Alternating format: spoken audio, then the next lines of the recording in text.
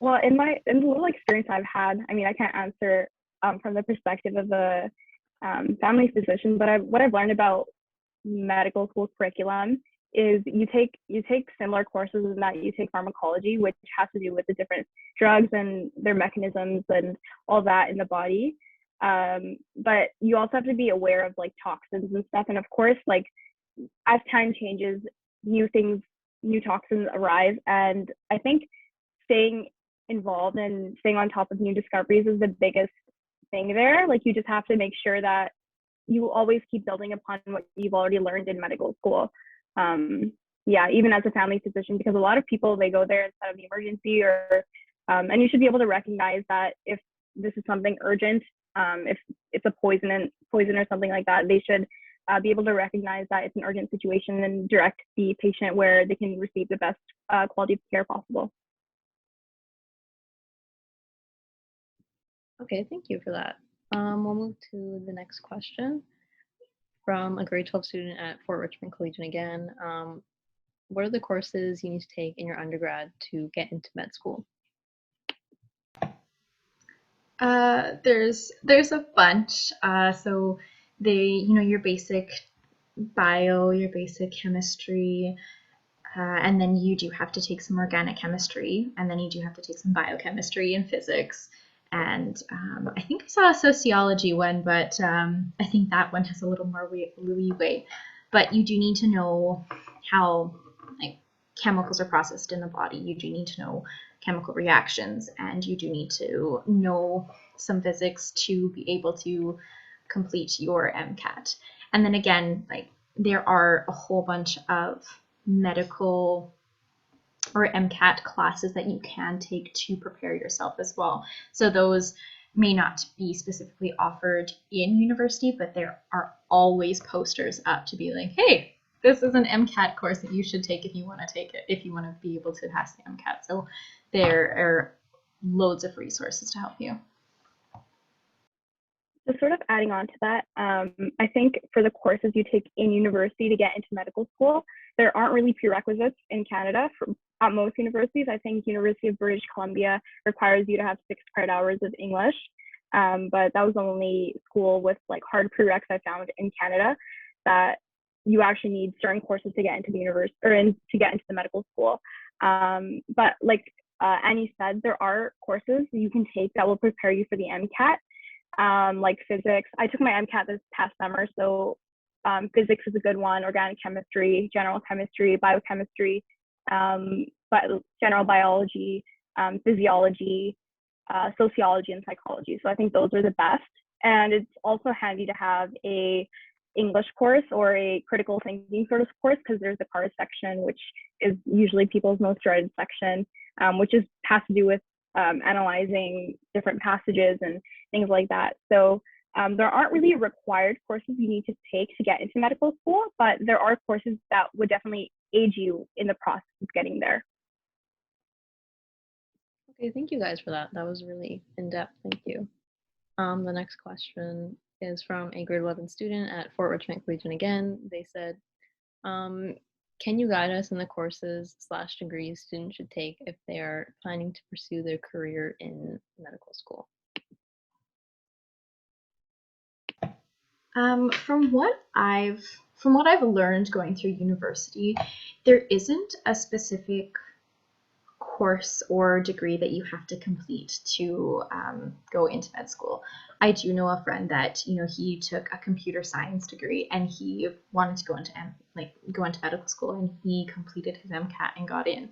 So it's honestly if you are interested in computer science, do a computer science degree and then just take some science courses, because in your degree you can take whatever courses, whatever electives that you want.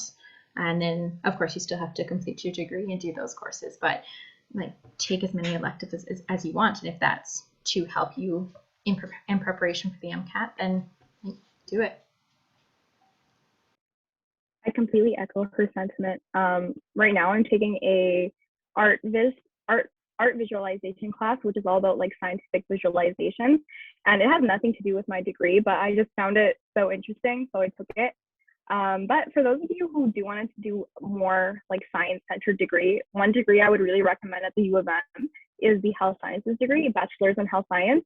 If I were to go back and do a 4-year degree, I didn't want to do a 4-year degree, but if I were to do one, I would probably do that degree.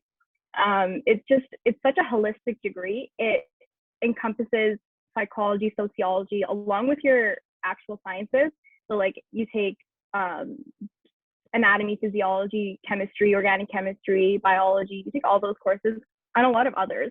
But it's just such a holistic degree, and I think it prepares you well for the critical thinking and just science aspect of medical school. I think you're set up for success if you take that degree. And also to continue on what Tooba said, so she's at the U of M, I'm at the U of W. So some great courses or a degree that you could definitely take are just your like Bachelor of Science, and you can major in microbiology, biochemistry, chemistry, and biology. And if those are really good courses that you can take. We don't have a specific health sciences degree, but those ones are definitely great substitutes. Thank you guys again. Those were great responses. The next question, it's like a few questions combined in one. So it's from a grade 11 student from Fort Richmond Collegiate. They said, I wanted to know, how did you know that you wanted to study and where you chose to study?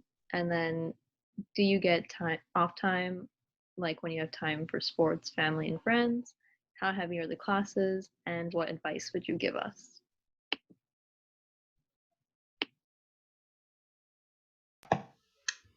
So what made me choose the University of Winnipeg?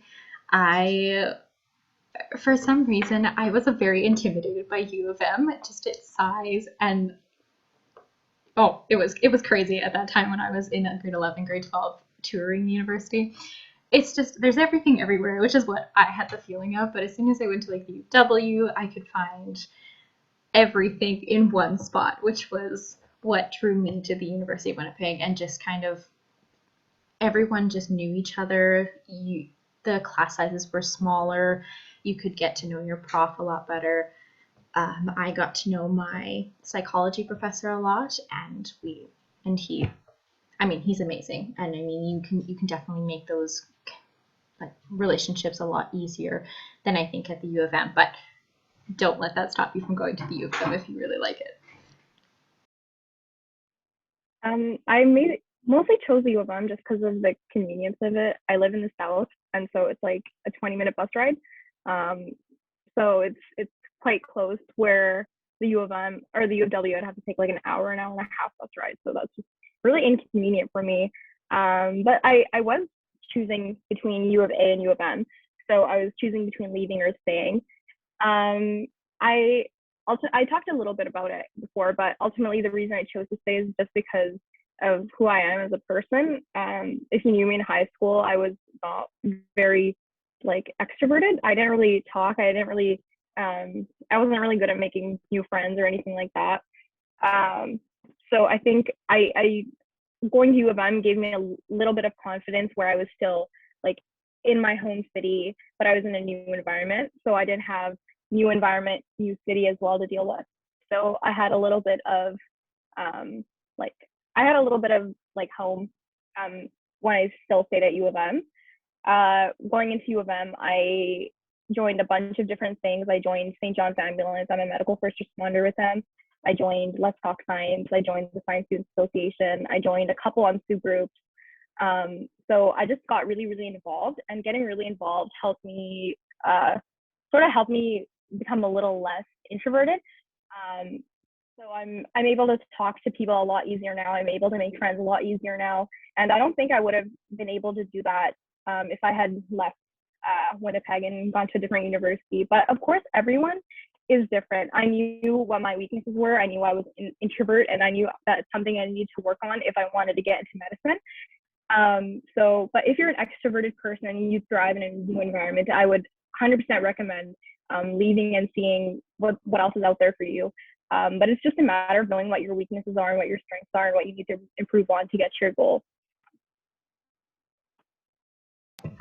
And then also to continue that question that was asked, do you get some off time, and how do you plan to have time with family and friends? So I always make it a priority to have at least 1 or 2 hours in a day to not do anything, to either have a nap, which is the top of my list, to watch Netflix, to go for a walk, to, spend time on the phone with my parents. So I don't live at home anymore. So I do talk to my parents a lot during the weeks or whatever, but I take at least 1 to 2 hours just to not focus on school, to sit down and eat a whole bunch. Like I think it's really, really important, especially in university, to have a designated time to do absolutely nothing, to focus on yourself and not have to worry about anything. And then again, also to continue on those questions, so how heavy are the classes? You can, I think Tooba mentioned this, but you can choose how many classes you do take in a semester.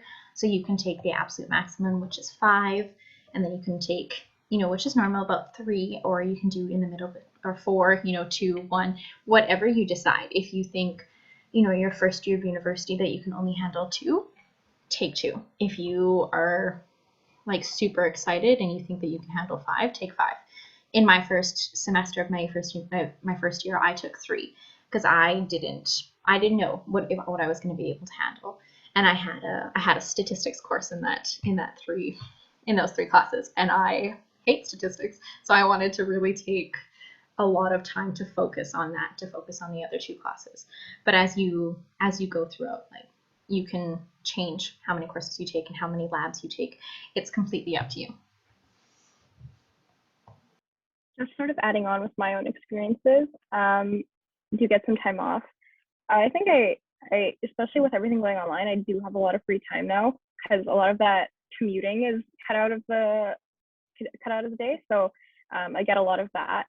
And when I was actually in person, I made it an effort to hang out with my friends. If we were all on campus, we would go get coffee or something like that. So it's a nice break to have in the day, especially if you have classes all day. And just talking about my last summer experience, I was doing research, and I was also studying for my MCAT, and I was also taking 2 classes. So it was definitely hard. So that was the time I most struggled with finding work-life balance. But what I did was I just cut out 2 days of the week where I did nothing. So even if I was working like 3 hours a day, the rest of the week, I just cut out 2 days of doing nothing. And I just hung out with friends, family, or myself. I didn't do anything for those 2 days, anything schoolwork or MCAT related. And how heavy are the classes? I think, like Annie mentioned, you can choose how many classes you want to take.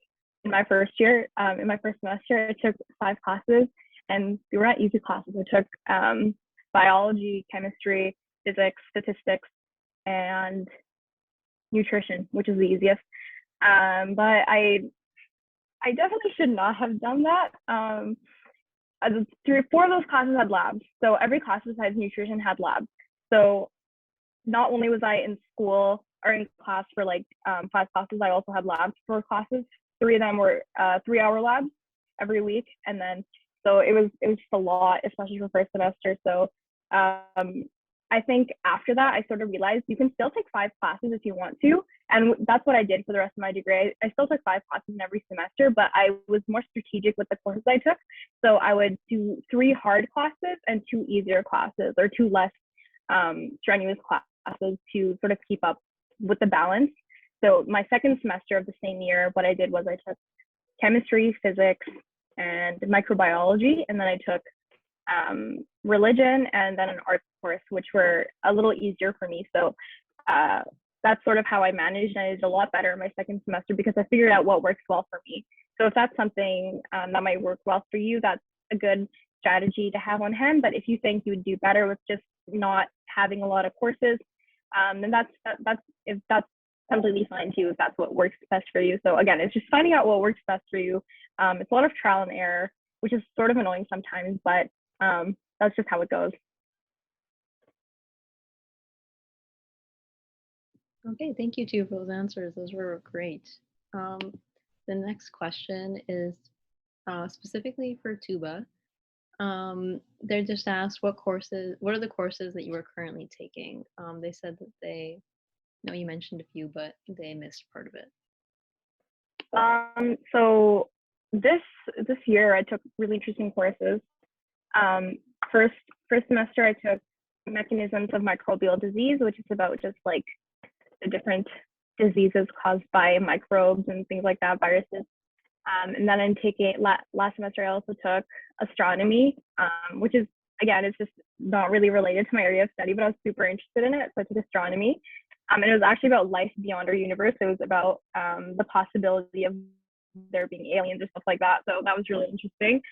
Then I also took biogeochemistry, which is about just microbes, and the best I can describe is like soil microbiology. It's just about like microbes that live in our soil and how they contribute to the overall geological systems that we see, like the phosphorus cycle, the water cycle, just stuff like that.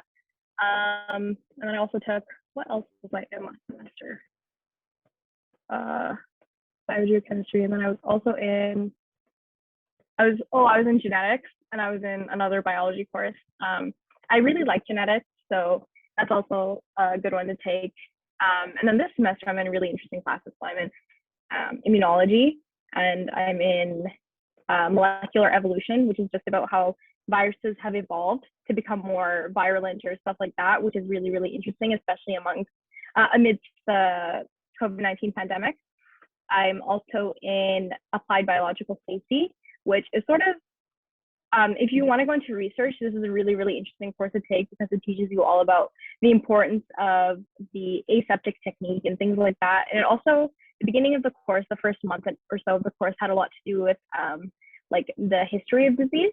So how diseases have evolved, how pandemics have evolved. And it had a really big anthropology section or aspect of it, which I found really different to the other courses I'd taken. So I really enjoyed that course as well. And then I'm also in cell biology right now, and I am in the art of scientific visualization, which is a sort of intersect between art and science, has a little bit of physics, has a little bit of coding, has a little bit of biology, has a little bit of everything. And it's a really interesting class because it's actually a master's class, but they let me in because I was really interested in it. Yeah, so those are some of the courses I'm taking. But if anyone said what courses she's taking, I don't really know what courses they teach at U of W and how different they are. So I'd love to hear about that as well. Yeah, absolutely. So the first semester this year, I took psycholinguistics. So that is all about how you process language in the brain and how from like a young child, how you are actually learning like language in utero, which I found really, really interesting about that one. I was taking also organic chemistry, and so that organic chemistry is definitely a required taste. It was the first. It was good. It was good. It's a harder course.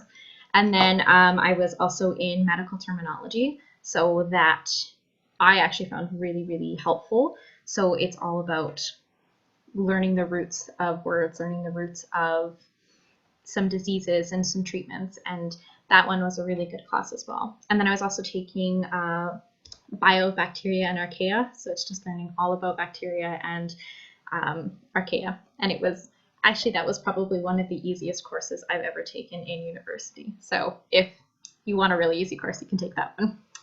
And then this semester I am in history of medicine, so I needed a humanities course. So I was taking a humanities course, which is all about literally the history of medicine. And then I'm also in, oh gosh, what else am I in? Biovertebrates. So Tooba was talking about how she didn't like chordates and vertebrates. So I'm in biovertebrates, so it is all learning about fish and fish skeletons and how they move in the water. It's also really cool because you get to, if it wasn't COVID, you would be dissecting a huge amount of specimens, including a cat, which is a little sad, but you do learn about mammals as well in this course. And then I am also in another biostatistics course. Again, it's actually quite easier than when I took it in my first year, but it's also a little scary. But those are all the courses that I have taken this year, and many, many more in my other years. So. Okay, that was great. Thank you again, both of you. We will move on to the next question, which is there anything specific that you have done out of school, such as an extracurricular or volunteering that has helped you most to this day? I would actually say, so I have volunteered shadowing a respiratory therapist at St. Boniface Hospital. So that really gets you into how a hospital works. I've witnessed, like, during my volunteer, I was very, very pleased to have witnessed harvest surgery.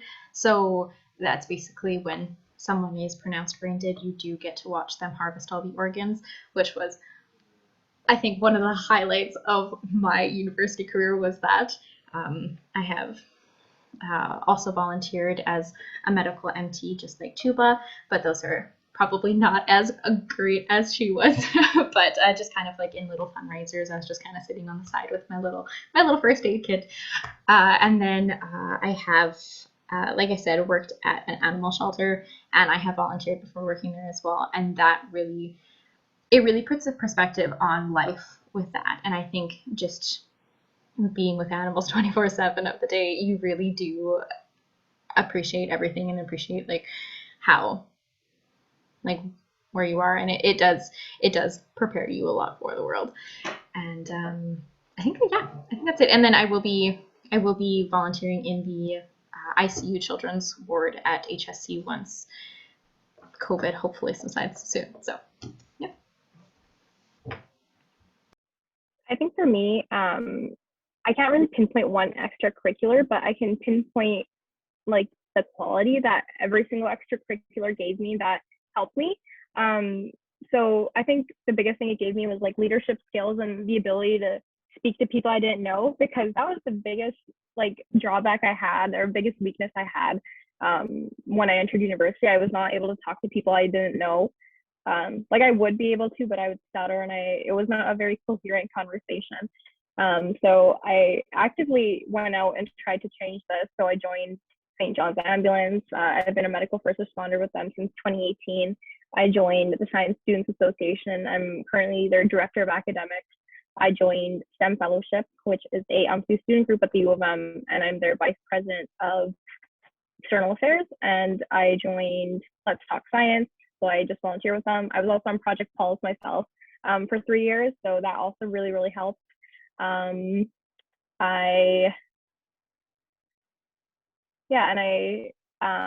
also have been doing research since I was 14, so it's been six years now, and that really, really helped as well, because I was able to present at science fairs when I was in high school, and in university I've presented at poster competitions and just seminars in my lab itself, and speaking to others. And all of these experiences, they just helped me get more comfortable speaking to others, which is a quality you really need if you want to get into medicine. You need to be good at speaking to people you don't know. So all those different extracurriculars and volunteer opportunities helped me get to that point, and it's just so valuable. Okay, that was great. Thank you once again. So we are going to go a little bit past 3:45 because there's still a couple of questions. If all the participants still want to stay, that would be great. Yeah, but we are going to go a little bit past 3:45, I think. So the next question is, how many years of physics or calculus would you need in order to be able to get into medical school?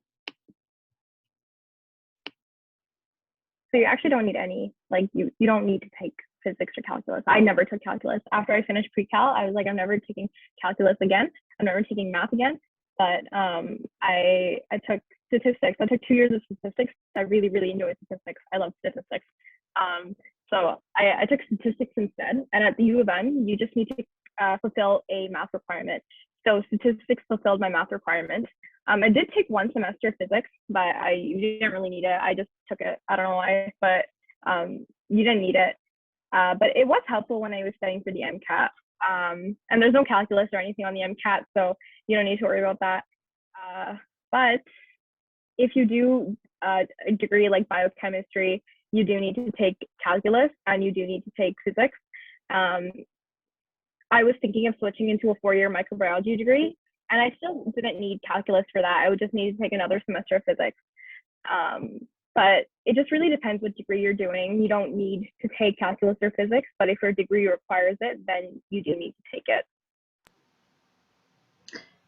For me, I actually never did take calculus either. I was kind of in the same mindset as Tooba. I never want to take that again. And then I did take 2 semesters of statistics as well. And I don't like it, but I mean, I have to take it for my degree. And then I took a full year of statistics. So I took a 6 credit hour, which could be done in 1 semester. But I took it just for the possibility of it being on the MCAT. I did not need it for my degree. Okay, thank you. The next question is, it's one of the combined questions again. So how was it in your first year? And how do you keep a good balance in your life once you get into university? My first year was rough. Like I sort of mentioned in my discussion, I was diagnosed with cancer my first year. So even beyond just like the hurdles you would expect going from high school to university, I also had that big obstacle. But in my first semester, I had a relatively normal first semester because I was diagnosed in my second semester. But in my first semester, I probably still struggle with this a little bit, but I find it hard to keep up with courses. Like I'm the type of person who I'm able to learn half of the course in one day. So spacing out my studying was something I really, really struggled with, studying a little bit every day instead of a lot in one day. And I didn't really actually learn how to do that until I took the MCAT, because there's just so much content, you can't just learn it in one day. So taking the MCAT really helped me just learn how to space out my studying. But that was just me. A lot of my friends are able to figure out how to space out their studying in their first semester, just on the get-go. But that never really was me until I took the MCAT. So that was probably one of the biggest obstacles I had in my first year of university. Sort of just outside of academics, I really enjoy university. I like it a lot more than I liked high school. I love being around people with similar goals and similar aspirations as me. I love being around people who are as motivated as me. That's an aspect I really love about university. And I also just love, like I mentioned in my discussion, I like being around changing environments and different people, and university really provides that, especially when you're in person. You don't see the same people every day. It's a very dynamic environment. And I just really love that aspect of university. And I keep a good balance in my life once I got into university by just, I'm not even sure, like yeah, I don't really know. It just sort of happened. Like if I ever feel like I'm focusing too much on one area of my life, if I feel like I'm focusing too much on university or focusing too much on my personal life, I take active steps to make sure I incorporate on the other aspect of my life good enough or as much as I need. Like for example, I had midterms last week, so I was studying. But on, I think it was last Saturday, I made my friends go with me to the Lights Festival at the zoo, so I get my mind off of studying. So if I find that I'm indulging myself too much in one aspect of my life, I take active steps to make sure I include other aspects as well. So for me, my first year was okay. It was just trying to navigate how I was supposed to do things. So that was the only really hard part of my first year of university, was just trying to figure out that and figuring out how how do I do labs? Because labs they're really, really scary your first year, but they're not at whatsoever, but just kind of like the expectations of everything is scary, but it's not once you get used to it. And good balance in your life once you get into university. Just like Tooba said, I don't know how I don't know how I do it. I really don't. So it's just kind of, you take one day at a time. You have a schedule. You kind of keep to that schedule, and if things happen. And just trying to take a couple hours out of a day just to do something else other than studying is a really, really good tool that like everyone needs to implement. Okay, that was great. Really, really well said from the two of you again. Thank you so much. The next question is directed towards Tooba. It's how do you balance time in between working at a research lab and school? And what advice would you give to someone who is wanting to work in a lab? That's a good question. So how did I balance between working at a research lab and school? So when I was in high school, I worked like throughout the year, but when I got into university, I only worked in the summers. And so during high school is a little harder to balance working in the lab and going to school, since school is like there's a set time for school, and usually people in the lab, they're in lab during the time you're in school. So it was definitely difficult, but I worked with very, very understanding and compassionate people who understood that I had other commitments, and as long as you make it apparent to them that you have other commitments that have set times, they're usually very, very flexible. I did 3 projects at the University of Winnipeg in organic chemistry, and a lot of the students there, PhD masters, they stay quite late. They stay until 7, 8 p.m. So I would go right after school, and I'd stay there until my experiment for the day was done, or whatever I had to do that day was done. And sometimes they were quite nice. If I was running like a full day experiment and I had to leave, they would stop the experiment for me, or put it to the side, so I wouldn't have to come all the way. Like I said, it's about like an hour away from where I live, or half an hour away from where I live, so it was quite difficult going there every day. But in grade 12, I started working at cancer care, which they were a little bit more strict. But luckily for me, I finished most of my courses in grade 11, so I was only taking 3 courses my first semester, and I think 1 course my second semester. So I was able to work in a lab during regular hours, because my classes first semester, they were done at 12, and second semester I just had 1 class right in the morning, and then I had the whole day. So I was able to go to the lab right after class and do whatever I needed to do. And then in the summers, it's a lot easier to balance, because most people don't take classes in the summer while they're working in a research lab. But me being me, I took classes. But what I did, I took distance ed classes. So everything's just on your computer, and you follow along as you want at your own pace.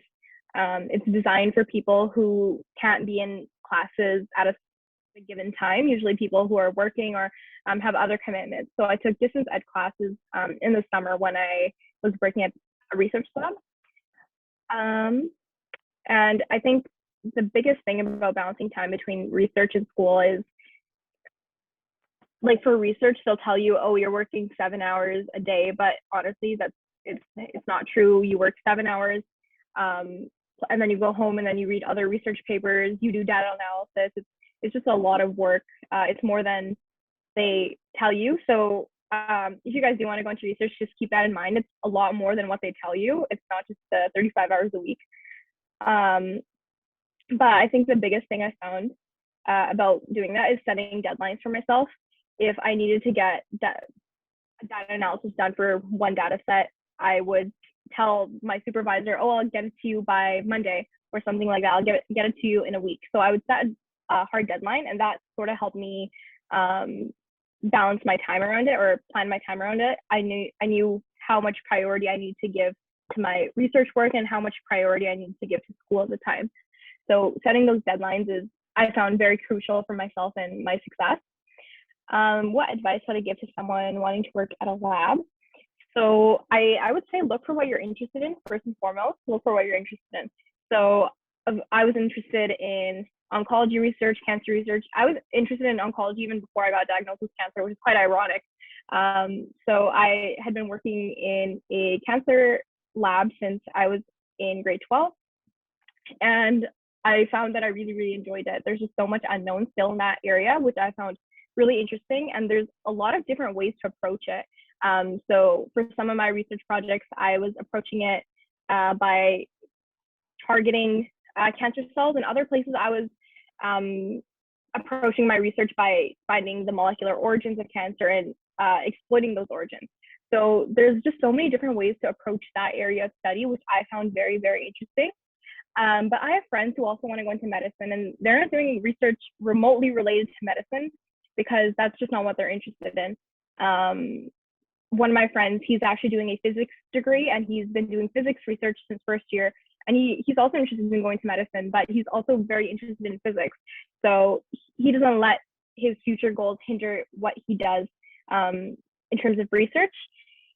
When scoping out research opportunities, I've actually given whole seminars on this, and it's a really lengthy topic. But next year, if you guys are in university, I would recommend checking out a event called Lab Trek. It's put on by, or if you go to U of M, if you go to UW, I'm sure there's equivalent seminars and stuff. But at the U of M, we have Lab Trek, which is usually in the very first week of school. So they do it in September, right at the beginning.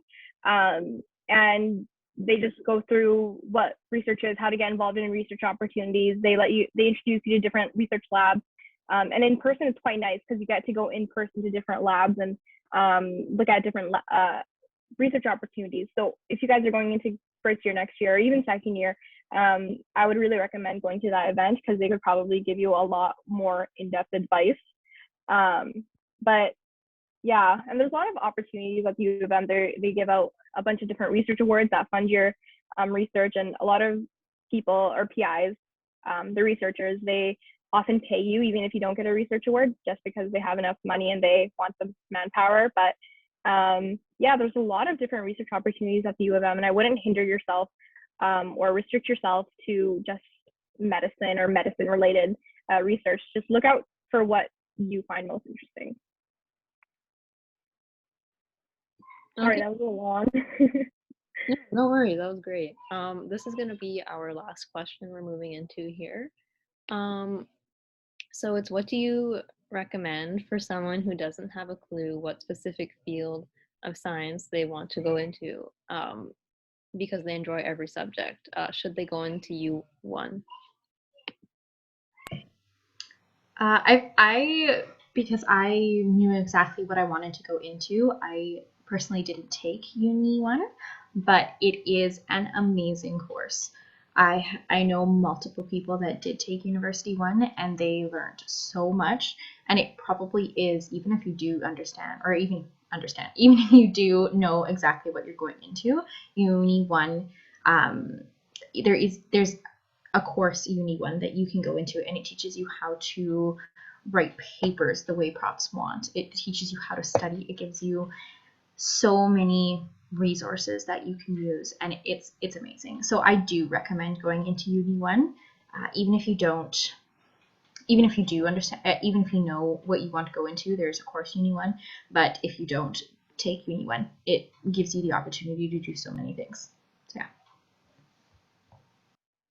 I think since you go to U of W, I think what they were referring to is like the University 1 program at the U of M, where it's like you're not committed to a faculty, you're just in the program. But U of M also has a similar course to that. It's called Introduction to University, Arts 1110. I took it in the summer before I actually started university because they offer it for students who are entering university to take it before they actually start their actual studies. And you're able to take that course and learn a little bit about university and how it goes before you actually get into the fall semester, which I found very, very valuable. And you still have the course, you have the grade, it's on your transcript, it's completely legit. And I would recommend you guys take it if you want in the summer before, because it gets you prepared for university and it gets you prepared for study habits and things like that.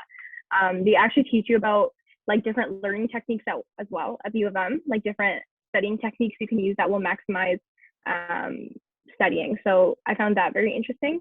But in terms of not knowing what you want to go into and going into U1, I actually have a friend who she went into U1 because she wanted to get into architecture, and architecture is a faculty you have to apply into after your first year. So she was in U1. She took like 3 architecture classes and realized she didn't like it at all.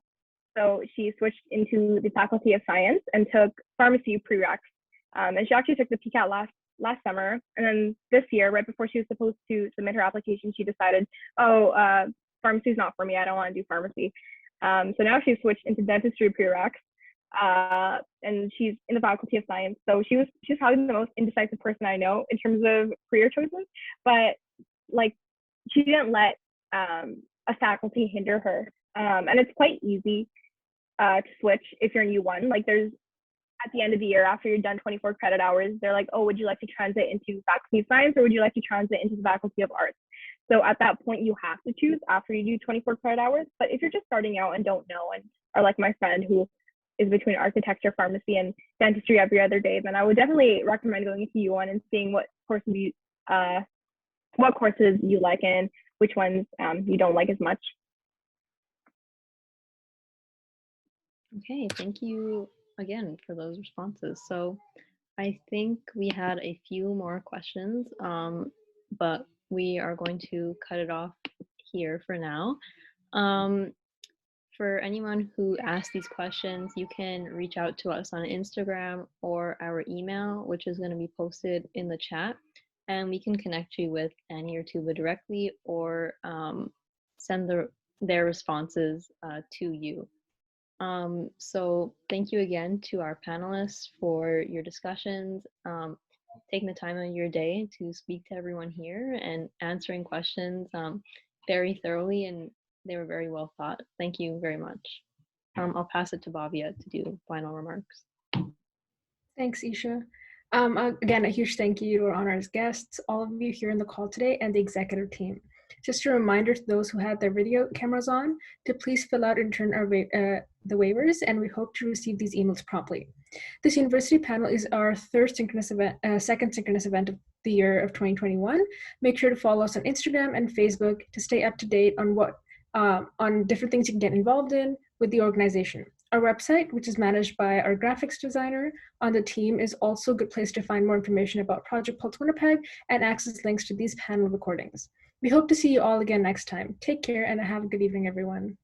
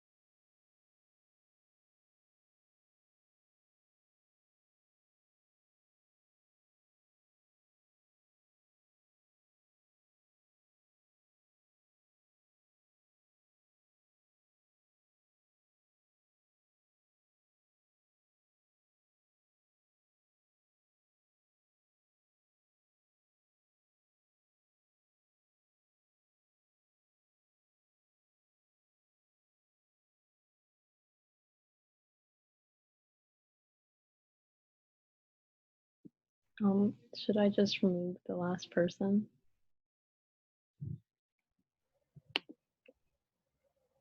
Oh, never mind.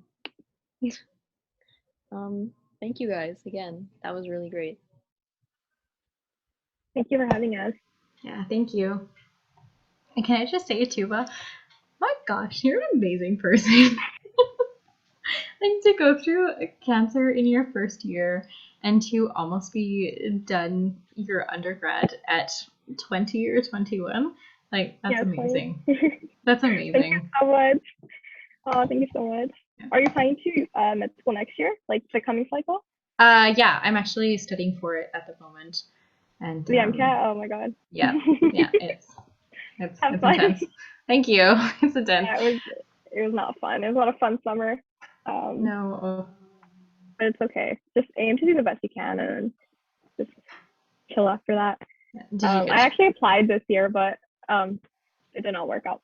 It was so competitive this year, so I'm just hoping next year it's not as competitive. Yeah. Did you get your score and everything too?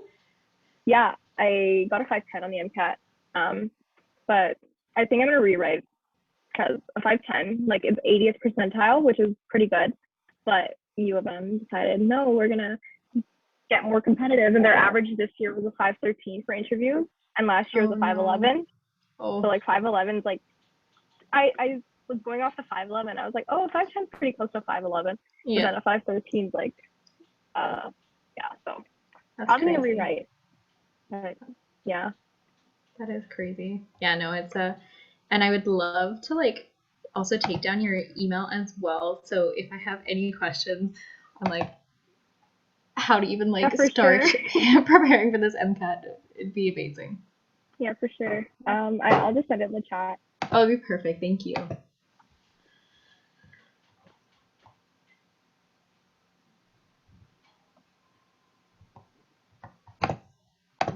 Thank you so much. No problem. You guys have anything else you want to say? Thanks again for having us. It was nice to see you all. It's nice to. I'm usually the one organizing the events, not talking in them, so it's nice to be on the other side for once. No, yeah, your story was very incredible. Like, I was getting emotional. I was like, yeah. Thank you. Yeah, thank you. I saw my physics teacher too, like my old physics teacher, and I was like, oh no, she's gonna be like, oh, she doesn't like physics. But she heard your name, and then she made all of the entire topics class be like, you guys better show up and cheer Tooba on. Oh my god, my sister was telling me like how she changed the whole like conversation of her physics class to just be about me. Oh my god.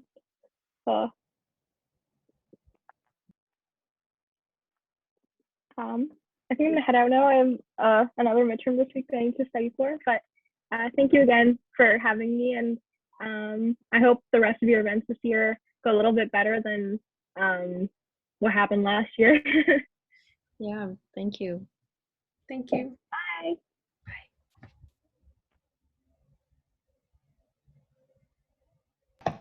I'll also head out, but thank you so much for inviting me. And even when I couldn't speak a year ago, thank you for inviting me again and giving me the opportunity, even though I do think Tooba was a little more prepared for this than I was, but thank you for giving me the opportunity to speak.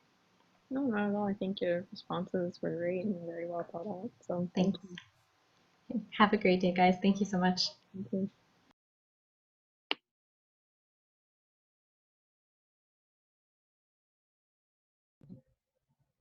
That went really good. Yay.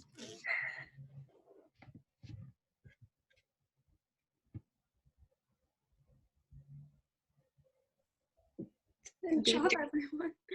I'm gonna head out too. Okay, see you guys.